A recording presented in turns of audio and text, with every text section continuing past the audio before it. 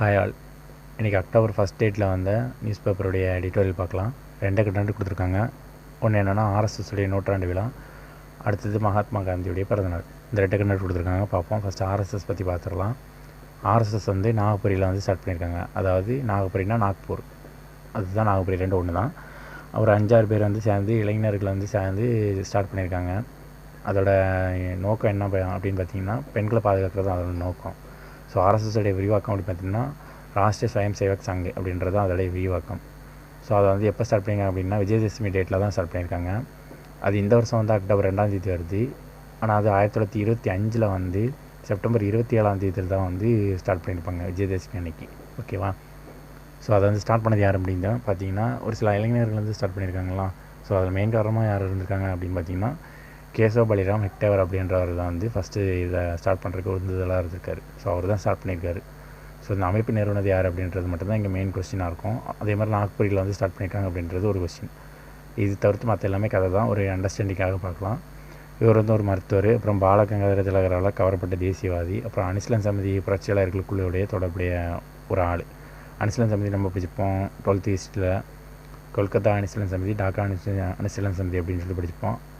So அந்த இடத்துல இருந்ததுனால வந்து கொல்கத்தா டாக்கான்னு சொல்லியிருப்பாங்க.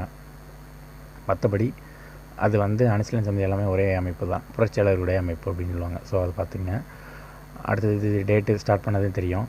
அப்புறம் அந்த ஹெக்டேவர் பற்றின ஒரு கோட்ஸ், அதாவது அவர் சொன்ன ஒரு கோட் வந்து கொடுத்துருக்காங்க. என்ன அப்படின்னு பார்த்தீங்கன்னா, ஹிந்துவுடைய ஒற்றுமை இல்லாமல் இருக்கிறது, அதாவது ஹிந்துக்கள் வந்து ஒற்றுமை இல்லாமல் இருக்கிறது வந்து எதுக்கு காரணமாக அமையுது அப்படின்னு பார்த்தீங்கன்னா, பிரிட்டிஷார் வந்து நம்மளை ஆட்சி செய்கிறதுக்கு ஒரு காரணமாக இருக்குது, இவங்க ஒற்றுமை இல்லாமல் இருக்கிறது அப்படின்னு சொல்லிட்டு சொல்கிறாரு. அதே மாதிரி முஸ்லீம்களாக மதமாறியவர்கள் வந்து தனிநாடு கோருவதற்கும் அது காரணமாக இருக்குது அப்படின்னு சொல்லிட்டு சொல்கிறாங்க. அவங்க வந்து ஒத்துமையாக இருந்திருந்தாங்கன்னா இந்த 2 பிரச்சனையும் நமக்கு வந்திருக்காது அப்படின்ற மாதிரி சொல்லியிருக்காரு. இது யார் சொன்னான்றது பார்த்து வச்சுக்கோங்க. இது எக்ஸாமில் கேட்க வாய்ப்பு இல்லை. ஆனால் இவருடைய பாயிண்ட் ஆஃப் வியூ எப்படி இருக்குன்னு தெரிஞ்சுக்கிட்டால் கொஞ்சம் நல்லது நமக்கு. ஸோ அதனால் பார்த்துக்குங்க. அது அடுத்தது வந்து ஆர்எஸ்எஸ் வந்து ஒரு பெரிய அமைப்புன்னு சொல்லி கொடுத்துருப்பாங்க. அதே மாதிரியான அமைப்புகள், பெரிய பெரிய அமைப்புகள் வந்து என்னெல்லாம் இருந்துச்சு அப்படின்னு சொல்லிட்டு கீழே கொடுத்துருக்காங்க. இதை வேணால் மேட்சிங்கில் கொடுத்து கேட்கலாம், இல்லைனா ஏதாவது ஜென்ரலாக அவுட் ஆஃப் சிலபஸில் கேட்குறப்போ வந்து இது யூஸ் ஆகும். ஸோ இது பார்த்திங்கன்னா அகில பாரதிய வித்யார்த்தி பரிஷத் அப்படின்றது வந்து மாணவர்களுக்கான அமைப்பு. சரியா? மாணவர்களுக்கான அமைப்பு அப்படின்றது வந்து அகில பாரதிய வித்யார்த்தி பரிஷத் அப்படின்ற அமைப்பு. சரியா? இது யாருக்கான அமைப்பு அப்படின்னு பார்த்துங்க, தொழிற்சங்கங்கள்லாம் சேர்ந்தது வந்து ஒரு பாரதிய மஸ்தூர் சங் அப்படின்னு சொல்லிட்டு ஒரு அமைப்பு. சரியா? அவங்களெலாம் சேர்ந்தது வந்து இந்த அமைப்பு அப்படின்னு கொடுத்துருக்காங்க, ஆர்எஸ்எஸ் மாதிரி. அதே மாதிரி பாரதிய கிசான் சங் அப்படின்றது வந்து விவசாயிகளுக்கானது அப்படின்னு சொல்லிட்டு கொடுத்துருக்காங்க.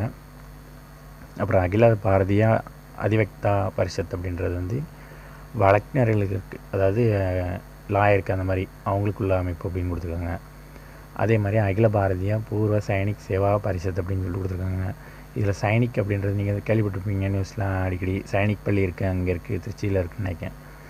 ஸோ சைனிக் பள்ளிகள் வந்து சொல்லுவாங்க, அது வந்து மிலிட்ரிக்காக ஸ்பெஷலாக வந்து ட்ரெயின் பண்ணுற ஸ்கூல்ஸு. ஸோ அந்த சைனிக் பள்ளி அப்படின்றது கேள்விப்பட்டிருப்பீங்களா? ஸோ அதை வச்சு தான் ஆக்சுவலாக இது இராணுவ வீரர்களுக்கும் அதிகாரிகளுக்கும் உள்ளது தான் இந்த சைனிக் அப்படின்றது வந்து இப்போ தெரிஞ்சுக்கலாம்.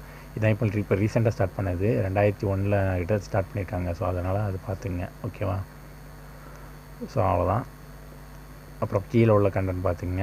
இந்த அமைப்பை வந்து பெருசாக வளர்ந்தது வந்து யாருடைய காலத்தில் அப்படின்னு பார்த்திங்கன்னா மாதவ சதாசிவ கோல்வெக்கர் அப்படின்ற ஒருத்தருடைய காலத்தில் வந்து ஆர்எஸ்எஸ் வந்து பெரிய அமைப்பாக வளர்ந்துருக்கு அப்படின்னு சொல்லியிருக்காங்க. அப்புறம் கீழே வந்து யாரெல்லாம் ஆதரித்தாங்க அப்படின்னு கொடுத்துருக்காங்க. அம்பேத்கர் வந்து தீண்டாமைக்கு எதிரான ஆர்எஸ்எஸோடைய நிலைப்பாட்டை வந்து ஆதரித்தார் அப்படின்ற மாதிரி கொடுத்துருக்காரு, அதாவது பாராட்டியிருக்கான்னு கொடுத்துருக்காங்க. அப்புறம் ஆர்எஸ்எஸ் பாலிஸ்ட் என்றால் நானும் பாலிஸ்ட் தான் அப்படின்னு சொல்லிட்டு ஜெயபிரகாஷ் நாராயணன் வந்து சொல்லியிருக்காரு அப்படின்னு சொல்லி கொடுத்துருக்காங்க. அப்புறம் கருணாநிதி வந்து ஆர்எஸ்எஸ் வந்து ஒரு கலாச்சார அமைப்பு அப்படின்னு சொல்லிட்டு ஏற்றுக்கிட்டாரு அப்படின்னு கொடுத்துருக்காங்க அமைப்பு. இந்த 3 பாயிண்ட் பார்த்துங்க. ஓகேவா? அடுத்து இன்றைக்கி திருக்குறள் பார்த்துக்கலாம். என்னெல்லாம் எண்ணிய எண்ணியாங்கு எதுபை எண்ணியர் தீனியராக பெறேன் அப்படின்னு கொடுத்துருக்காங்க திருக்குறள். இது பார்த்துங்க இன்றைக்கி டேட்டு.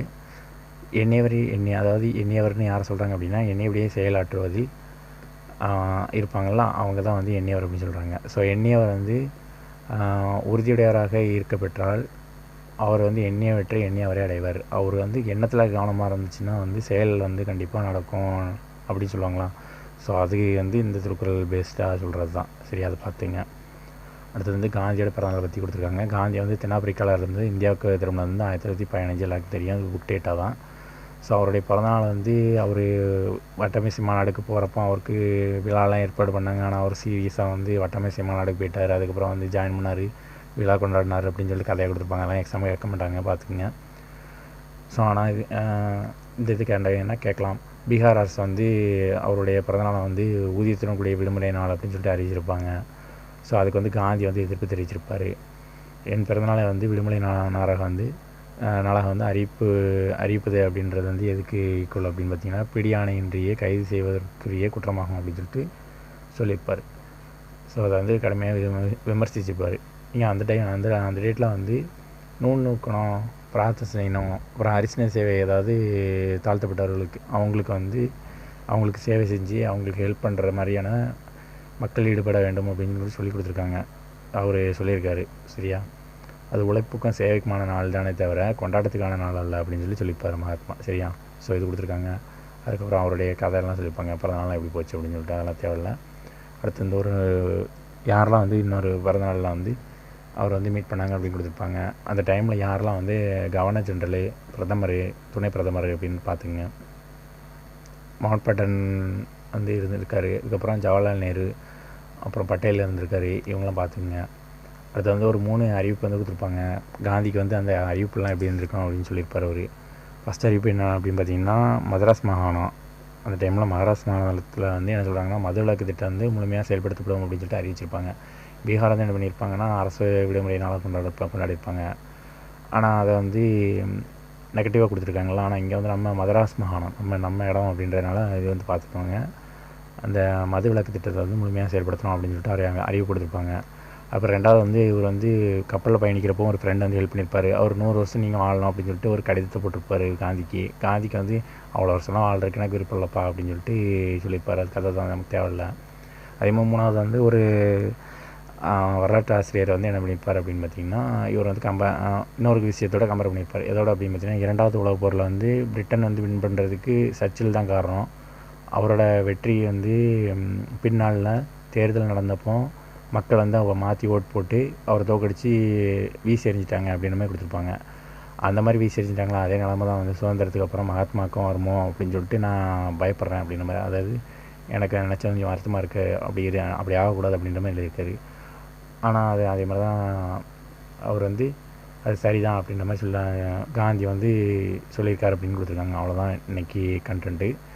இதில் வந்து ஒரு சில பாயிண்ட் தான் இருக்குது. நீங்கள் அதை மட்டும் பார்த்துக்கங்க. அவ்வளோதான். தேங்க்யூ.